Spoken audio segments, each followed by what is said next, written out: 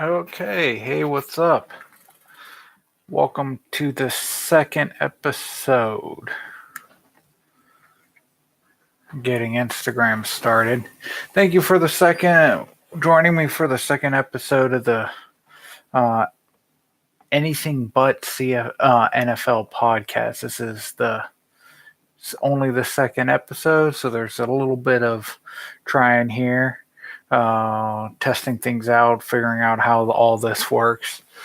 But thank you for all the good things that people have said so far. Thank you for joining me tonight.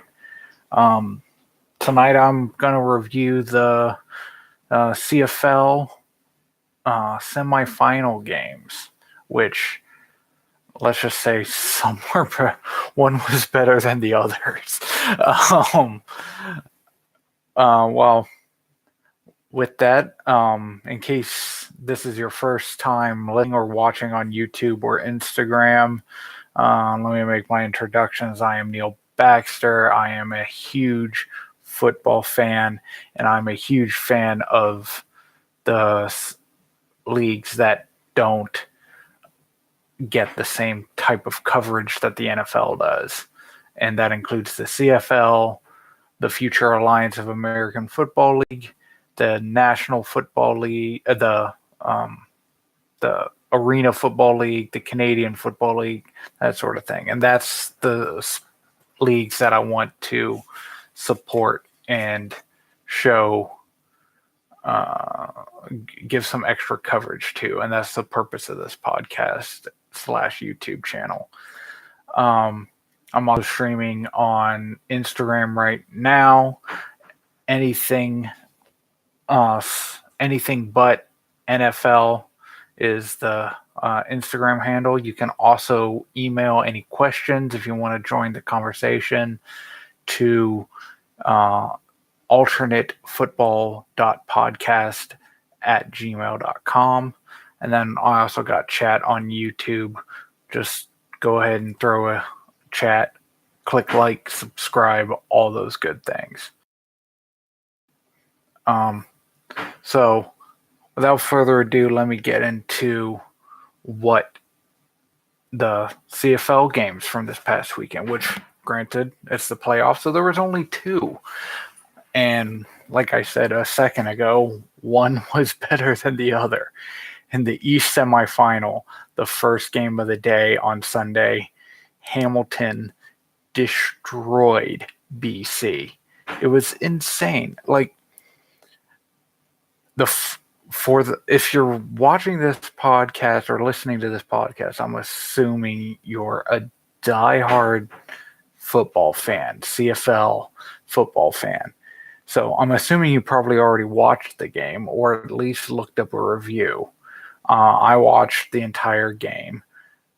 Well, I don't know why I bothered after like the second quarter, because Hamilton by halftime was up 28-0, which even in the CFL, which is usually a higher scoring game than the NFL, that is ridiculous. Like, that is just insane. Let me go through some of the stats here. Masoli for Hamilton was 14 for 19, 259 yards, and 3 touchdowns with an average of 18.5. And then his backup that came in near the end of the game, Evans, came in and still averaged above 25 yards a pass. Rushing, Green, like not a single rushing running back did over 100 yards, but they still won by such a large margin. But their leading rusher was Green, 62 yards with an average of 3.6. His longest was 22. Receiving, they were passing the ball everywhere. Hamilton was just destroying BC. Addison had 124 yards for an average of 24. Tasker had 70 yards for an average of 23 and 2 touchdowns. They only did 4 punts, so only I don't even know how many 3 and outs they had. but they only punted the ball 4 times. They had 2 field goals, but it was a complete and utter domination. The final score rounded up being 48-8, which the only reason BC even scored a single touchdown and 2-point conversion was the fact that they had some junk yardage and a junk touchdown at the end of the game. Otherwise, they never would have even scored a single thing. So that was very impressive for Hamilton. Now, moving on to the second game, that was the actual entertaining game of the entire night. That was true smash mouth football in the cold. Exactly what Canadian football should be like. Well, any type of Northeastern football, Big East, Canadian Football League, all that style. Lots of running, not as much passing as the first game, but it was cold in the middle of Saskatchewan and Winnipeg. So final score, Winnipeg 23, Saskatchewan Roughriders 18. The rushing was a lot more important in this game. Total rush yards for both teams. Winnipeg was 102 yards. Saskatchewan was 132. Each had a rushing touchdown. Passing, Blue Bombers had 169, and Rough Riders had 100 with a touchdown. Blue Bombers had a touchdown also. But the big thing that made this go the other way was that interception that Saskatchewan threw to Frog. And essentially that was the big takeaway. Let me double check the guy's name since I don't think I said his name right. What was his name? Fog. Yeah, Fog, not Frog. I put an R in there. I don't know why I did that. Fog, when he caught his interception, that essentially was the turning point in the game that brought Winnipeg back, because Winnipeg was actually losing early in the game. They were down a couple field goals. They were down 6-0. But then as soon as they threw that interception to Fog, that is kind of when the shift happened. And that's when Winnipeg started gaining a little bit of extra, gaining more momentum in their favor. Couple of the stats that helped Winnipeg: Nichols, 169 yards, 1 touchdown. Andrew Harris went 153 yards with a touchdown, 18 carries. Receiving, very good mix of receivers for Winnipeg. Nichols really distributed the ball well between his receivers. He didn't just stick with one receiver, which is good. But his number one receiver was, I'm terrible with names, so I'm sorry if I butcher this. Yeah, I told you I'd butcher it. Woltarski, 5 receptions, 61 yards. So that wound up actually being the knockout dragout game. Much more entertaining. Winnipeg wound up winning the game on the road, which makes it even more impressive because they were in the Mosaic Stadium in Saskatchewan, and they still wound up coming up with a win to move on. But that was the more entertaining game by far. That one was really fun.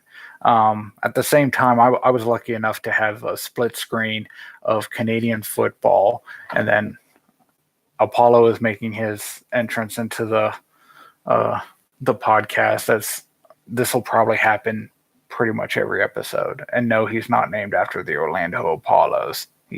I gave him that name long before that team got named. Um, but anyway, uh, I really do think that that the Winnipeg Blue Bombers showed that they were a very good team. Now, I guess I'll just go ahead and start moving into my preview for the next round of the CFL playoffs. So next up, the first game is the Eastern Final. Hamilton Tiger Cats will move on to go against the Ottawa Red Blacks in Ottawa. I do think Ottawa has this game pretty much guaranteed. If you essentially like Ottawa won every game that they played this year against Hamilton, and they're at home.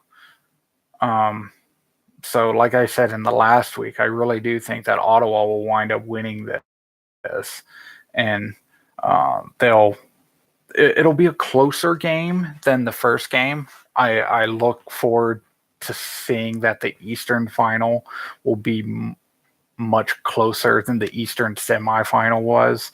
I think BC Lions just had a problem coming across the country and running in the second and the Eastern as a crossover team from the West. I think that long travel period really hurt them, and that kind of showed. So I do think that the Hamilton Tiger Cats moving on to Ottawa. Ottawa has shown that they are the better football team than Hamilton is this year. It'll be a closer game, probably mid-scoring game. And then in the later game, Winnipeg is traveling to Calgary. I do think the Calgary Stampeders will wind up winning the game also for almost the same reasons as Ottawa, because they are at home. They have been the better football team most of the year. Calgary has shown that they have the better offense and the better defense in most of the games. Sorry, just looking up stats. Should have prepared better. So I really do think that Calgary and Ottawa will be in the Grey Cup coming this Sunday, the Sunday after Thanksgiving in 2 weeks, which will be a rematch of the 2016 Grey Cup. So I really do think that'll be what it comes down. It'll be a little bit of a shorter one this week. I did not prepare as well this week. Still getting used to all this. If you want to join in on this, on the discussions, just send me a Instagram direct message, alternate, anything but NFL is my Instagram. If you want to send an email question, just send that to alternatefootball.podcast@gmail.com. I'll also try to have this up on Shout Engine, and also I'm trying to get both the episodes, the first episode and the second episode, up on iTunes this week. So everyone, thank you for joining me. Thank you for listening. Click like, please subscribe. I'll be doing this every week on Monday, year round, talking about all the things going on in football that's not the NFL. Thank you for joining me. Have a good night.